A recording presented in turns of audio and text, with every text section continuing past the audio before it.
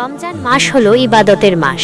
এই মাসে প্রতিটি ভালো কাজের সোয়াব বহুগুণে বাড়িয়ে দেওয়া হয়। তাই এই মাসে বেশি বেশি ভালো কাজ করা উচিত। রমজান মাসে কিছু গুরুত্বপূর্ণ আমল নিচে উল্লেখ করা হলো। রোজা রাখা। রমজান মাসের প্রধান আমল হলো রোজা রাখা।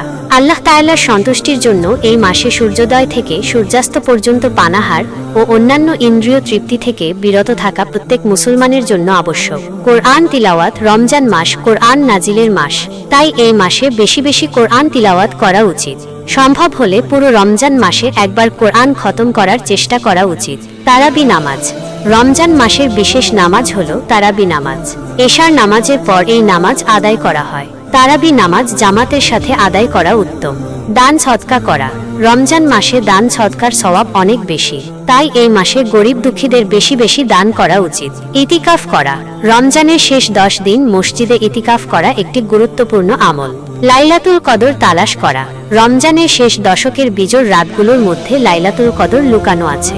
এই রাতে ইবাদত করলে হাজার রাতের চেয়েও বেশি সওয়াব পাওয়া যায়। বেশি বেশি দোয়া করা। রমজান মাসে আল্লাহ তাআলা বান্দাদের দোয়া কবুল করেন, তাই এই মাসে বেশি বেশি দোয়া করা উচিত। গুনাহ থেকে বিরত থাকা। রমজান মাসে সব ধরনের গুনাহ থেকে বিরত থাকা উচিত।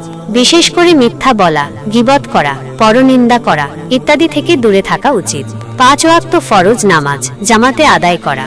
নফল, সুন্নত নামাজ ও ইবাদতগুলো নিয়মিত আদায় করা। ইস্তেগফার পাঠ করা। ইস্তেগফার বা ক্ষমা প্রার্থনার মাধ্যমে আল্লাহ তাআলা গুনাহ মাফ করে দেন এবং মর্যাদা বৃদ্ধি করেন। এছাড়াও রমজান মাসে বেশি বেশি ভালো কাজ করা উচিত, যেমন আত্মীয় স্বজনের সাথে ভালো ব্যবহার করা, প্রতিবেশীদের খোঁজ খবর নেওয়া, অসুস্থদের সেবা করা ইত্যাদি।